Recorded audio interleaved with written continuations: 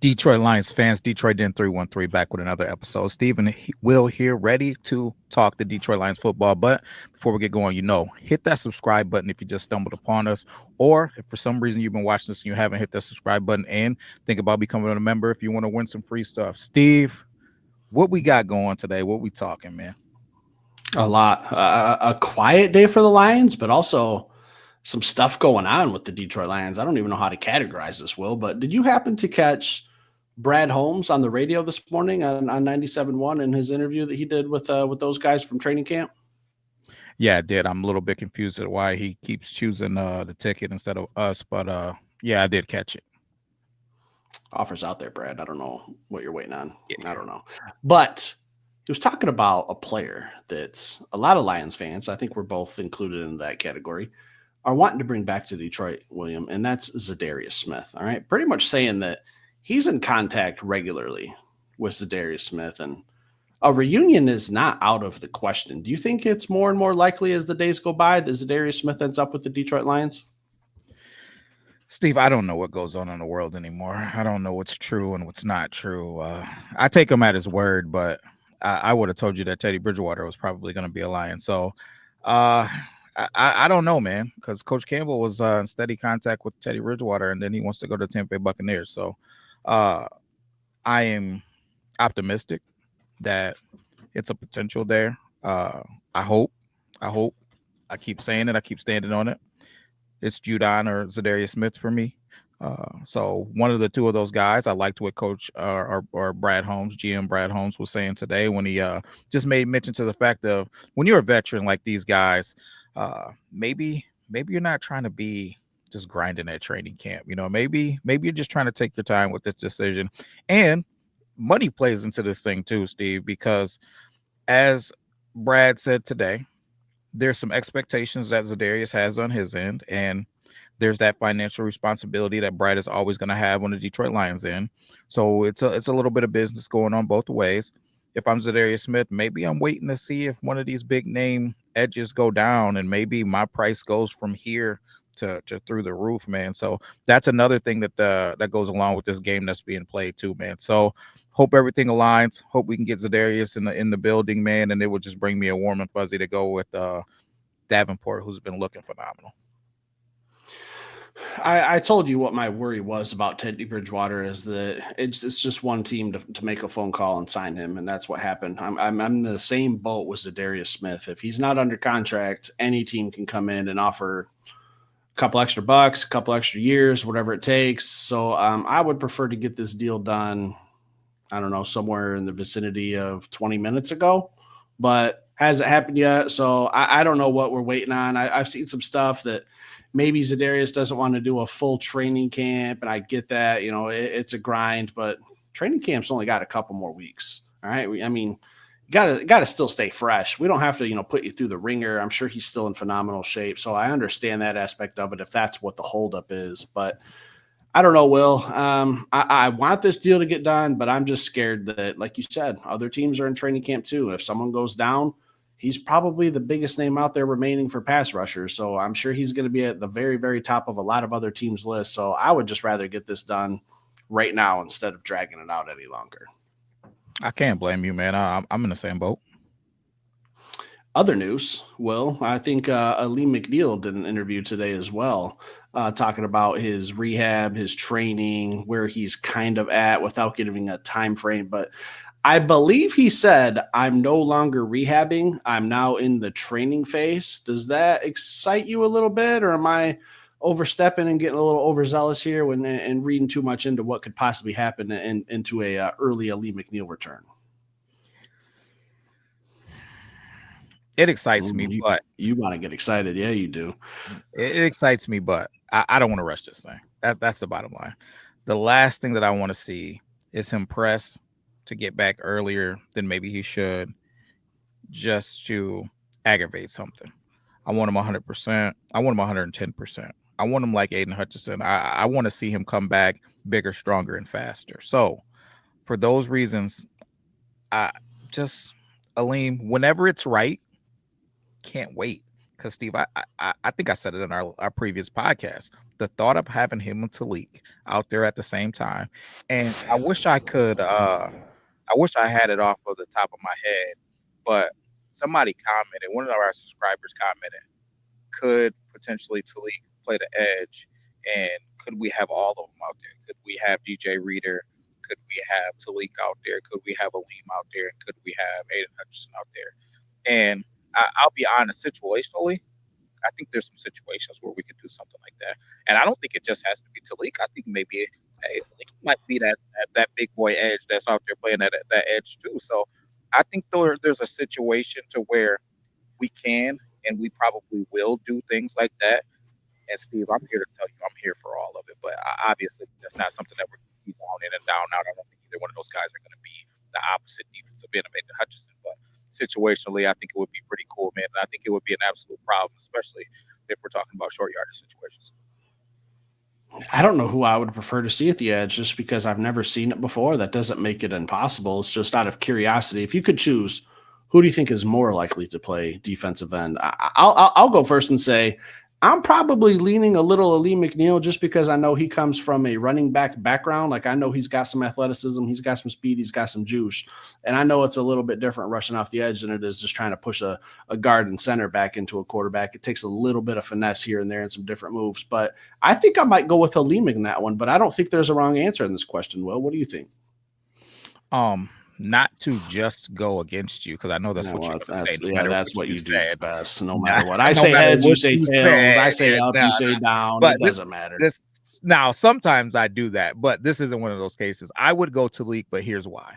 Only reason why I go Talik is because I believe Talik is the higher touted prospect. The bottom line for me, Aleem McNeil to me overachieved on what I thought that he was going to end up being. I didn't see Aleem McNeil being one of the best defensive tackles in the league when we drafted him. I thought that he was going to be a serviceable starter, if that, right? And now he's turned into an absolute dog. Talik is somebody that I expect to be one of the better defensive tackles in the league when it's all said and done. Talik is somebody, man. Coach Campbell said it today. If you caught Coach Campbell's press conference, he said, Tim Twentyman asked him about Talik having a great day at practice on Monday and has he turned a corner? What is his thoughts on Talik so far in camp? And Coach Campbell said, we're still trying to get him in shape. Steve, he's wrecking NFL practices. He's not even in shape yet. What are we talking about? The Talik Williams that we're going to see next season, when he does his body transformation, when he does his Aiden Hutchinson second year, when he does his Aleem McNeil body transformation and getting his body right and learning how to be a pro, he's going to be even better than he is now. It's scary. It's scary.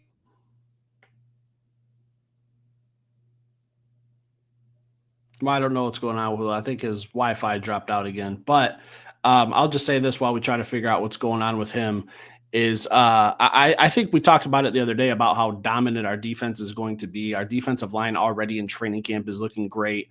And here we are mentioning guys like Aleem McNeil potentially coming back early. We're talking about Ahmed Hassanin, who looked good in the first preseason game. We're talking about potentially adding a Zadarius Smith. The future of this defensive line is already looking absolutely phenomenal. And I don't know. It's exciting to think about. It's exciting to watch. Aleem McNeil, I'm with you. I don't want to see him come back too early. I want to see him keep being a dominant. Hey, there we go. We got Will back. Had some technical difficulties, but we just kept chugging along. Well, we're still talking about Aleem McNeil and Tyleek Williams. So, good content creators have to overcome some curveballs every now and then. And I'd like to think that I at least hit a ground rule double there. I don't know about a home run, but still talking about Aleem and how dominant this defensive line has looked so far, Will. And I was saying that, we're talking about adding Zadarius Smith potentially and potentially also getting Aleem McNeil back early excites us.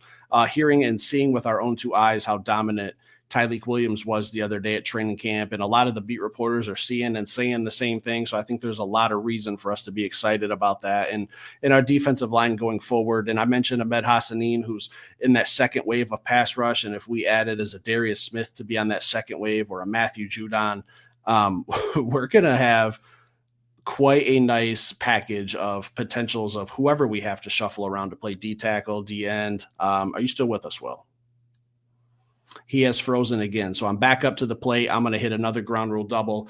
Also, the other day, Will and I were at the practice and we both kind of hinted and were sitting with each other and said, Dan Campbell got to the press conference today and he did an interview and he was talking about Aiden Hutchinson and he introduced this new hutch rule where, if he gets to the quarterback, he's not giving full credit for a sack because he wants the offense to get some work in. So we kind of noticed that in practice the other day, Hutch was getting after Jared Goff. All right, he was taking care of business on the offensive line. He was winning his one-on-ones, and instituted this new rule that when the Hutch is getting to the quarterback, he's not going to blow the play dead because the offense still needs to get reps. So while we're still talking about this defensive line, Aiden Hutchinson is just transforming the way we have to practice so that our offense can get their reps in. So I think that this defensive line, a lot of people had a lot of questions about it. A lot of people had some concerns about our pass rush going forward, and Will is just bouncing in and out of this episode. I'm trying to fight through these waves, Will.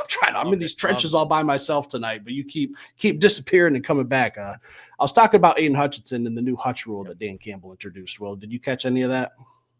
Yeah, man. So I thought it was pretty cool, man. I haven't seen one of those things in a long time with a player being so dominant, man, that you got to make a rule at practice. Like, listen, obviously we can't block you. And I'm sorry if you've already iterated this, man, but sorry we can't block you at practice, but you also can't ruin our practice. So yeah. I think we're losing Will again, but we're just going to keep trying to chuck along while Will figures out his Wi-Fi situation. Those kids are probably upstairs just nonstop streaming some Disney Channel or some movies or some video games going on. But yeah, like Will's saying, transforming this practice and adapting to how we have to go about business. Will, are you still with us? Yes. Unbelievable. I'm just trying to run a business here, Will. You're muted. I'm still here. Okay. We're still recording, Will, by the way. I'm with you. Yeah, we're talking about Hutch, transforming practice, something that hasn't been seen before. We still have to get our work in on the offensive side of the football, so we can't just let Hutch absolutely shut down our offense. We still have to see what we got. We're still installing a new offense with John Morton. Some new offensive linemen that are learning. So Hutch just can't be out here wrecking practice all day. But this is just a new rule and something that I haven't seen in the NFL. The closest thing I can remember was when the Los Angeles Rams were on Hard Knocks a couple years ago, and they were considering putting Todd Gurley in a red jersey to keep him safe and healthy throughout the season without wanting to bang him up too much. Like, I'm starting to see Hutch not be put in a red jersey, but essentially getting like a special type of practice catered just around him. So something new, something we noticed the other day. And then Dan Campbell was asked about it, this new Hutch rule. Got to still get our reps in, Will, as long as, your Wi-Fi reps are working out. We'll see. No guarantees. It's been a battle. I did just yell upstairs though, so that's what I jumped out this time. So hopefully they're cutting the game off. But Steve, I think it's something big coming in this Friday, man. Hopefully you haven't talked about it yet. I could still hear you, so I don't think you have. But how do you feel about going into this Friday's game against the Atlanta Falcons, Hendon Hooker, and him getting a start? Because Coach said that he's going to get the start. He will have Tate out there with him. They did say Tate most likely is going to play. How do you feel about Hendon getting a start? Better receivers, most likely. I know a lot of people said in the comments he needs to get at least, Isaac, and he won't have Lovett because Lovett's banged up. They said about 10 days, but he'll have Jackson Meeks, he'll have TK85, he'll have Keenan James, and some of the other dogs. So what do you think about Hendon Hooker? Is this pivotal, this game coming up? Every chance Hendon has to step onto a football field is pivotal. Like, he doesn't get a lot of opportunities, doesn't get a lot of eyes on him, doesn't get a lot of game reps preseason regardless. Like, I'm more concerned that Tate is starting because I feel like he's on our starting offensive line. I don't want to risk that. I would prefer him just, I know Dan makes the rookies wear the pads regardless of if you're playing or not. I would rather him just do his workout, do his warm-ups, do his stretches, and then sit on the sidelines. I don't want to see Tate out there, but absolutely have to see Hendon. And I expected him to get the start over Kyle Allen. I kind of thought that they would flip-flop that from last week, so that's not really surprising to me. I think that there's just talent all through up and down this Lions roster that it shouldn't matter who's out there with them. Like, I feel like okay, yeah, he's got Isaac Tesla on now, but I mean, really, he just needs to step up his play at quarterback, because even with what I saw last week, it wasn't anything around him. It was bad decisions, it was a little jitters, some nerves, some bad footwork, bad reads, miscommunications, whatever it was, but just poor quarterback play last week. Yeah, man, I can't really argue it. I did get an opportunity to go back and watch all of his passing reps. Really, I watched all his reps, but I really lean into all of his passing reps. He he he can make the plays, man. It's just a matter of making the plays consistently. Some of the times that he makes some overthrows, I just can't even really wrap my brain around what's happening. They're 10, 15-yard throws that are going way over people's head. And in the NFL, you throw it over somebody's head in the middle of the field, that's an interception, man. And turning the ball over is not how you win football games. So that's the thing that worries me. Can he go out and make all of the plays, and can his mistakes not be mistakes that ultimately cost us the football? There was a lot of excuses that were put out by people about he was already behind, the momentum of the game and all of those things. He gets to start against the Falcons. I'm excited for it. I'm not a person who's given up on Hendon Hooker. I still believe that he can turn out to be a solid quarterback in the NFL, but he's got to prove it, man. So uh Friday, Friday, Hendon, man, give me something, man, to plead my case about for you, man, because I'm excited to see him thrive, man. Jared Goff's our quarterback, but I'm excited to see Hendon Hooker develop. He still has a little bit of time. He's under contract this season and the next season, so let's play some doggone football, Hendon. Yeah, he doesn't get a lot of opportunities, so this is a big game for him. He's going through all the reps and all the pregame stuff, just like he's the starter. So now's the time to see. I thought he had a good preseason last year in just one game, and I know it was just one single game. It looked like regression. I'm not saying that he can't bounce back and change that narrative, but from what he did last year to what I saw last week in Ohio, did not look like the same Hendon Hooker. So I just want to see him moving the football, making some good passes. I don't need him to throw for 300 yards, 3 touchdowns. Like, I'm good if he goes like 7 for 10, like 7 for 10, 1 touchdown, 110 yards. I don't know. So it doesn't even have to be anything crazy. I just want to see him look comfortable. I didn't see him looking comfortable on Thursday. Yeah, man. It's even his footwork, like you said. Watching his footwork when I really watched back and I can watch the plays over and over again, it just his he didn't look comfortable. His feet looked he looked rushed. He looked, and I don't know if it's new playbook because I think that we're carrying over a lot of stuff. I don't know if it's new terminology and maybe there's more stuff than they're alluding to. So maybe it's a little bit of a tougher situation than we even know because Jared hasn't even looked. We talked about it before. Jared hasn't looked phenomenal. He hasn't looked like Jared Goff to me. He hasn't He's looked still like getting that guy sharp. that's getting, yeah, he doesn't look sharp yet. And then even Coach Campbell is going to the podium and he's saying, "Hey, we're just a hint off here and there." Now, do I think that we're going to be just fine? I do. It's nothing to panic about, but maybe that's what it is. I don't know, but I'm hoping, I'm praying that Hendon lights it up. I don't want to see 5 out of 7, 7 out of 9. I want to see 200 yards, 250 yards. Let's Isaac go get a deep one, man. Let's get Jackson Meeks involved, man. Let's get Ronnie Bell. Like he's gonna have weapons. Can't wait to see some more Jabari Small. I want to see this offense move the football, and I want to see clean offensive play, clean reps. I want to see some running plays, 4 or 5 yards that just looks like everybody got blocked up correctly and everybody's on the same play page, man. So I don't know. I'm just looking for a cleaner football game. I'm not in a panic and I don't care about what the score is ultimately, but I just want to see clean, clear, concise football, man. Communication just being clear. Like it just seemed like everything was discombobulated in week 1. But hey, we had what 5, 6 practices before we went out there, so maybe a lot of that stuff played into it. You know what I also noticed the other day at practice, when we were there watching, is it seemed like the offense had to rehuddle like 2 or 3 times. I remember, like, Mhm. maybe there's some communication issues. Maybe, like you said, it's the terminology, but it seemed like a couple times, like Jared Goff. I don't know what the drill was. It was just like skill position. I wouldn't even call it 7 on 7s. Like there was no defense out there. But it just seemed like they were running routes, and in a couple times they had to rehuddle because of some confusion. So there's still 3 weeks to get stuff like that figured out. So I'm not sweating it either. But just a little something I noticed the other day. Don't know what that is. I would assume it's just terminology or what word we're going on motion, like probably just little stuff that needs to get cleaned up that's kind of carrying itself over into practices and carrying from there over to preseason games that we got plenty of time to get that fixed. So new offense, there's going to be some changes. There's going to be some wrinkles, but when I look at the personnel and the people that are on this offense, not concerned. They're going to get it figured out, and they got 3 weeks to do so. So we're going to be fine.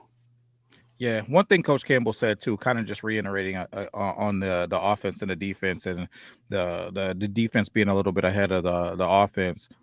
One thing that I never even thought about that Coach Campbell said was, we're not game planning it for our defense. We're going out and just trying to run our stuff. So as the defense is coming out, probably with a certain level of familiarity with what we do offensively in-house, defense is going in, pinning their ears back, dealing with things that they see and have seen often. And the offense is trying to run their stuff based upon something that is not. I know. I'm even on D&D. Somebody must really want to talk to me.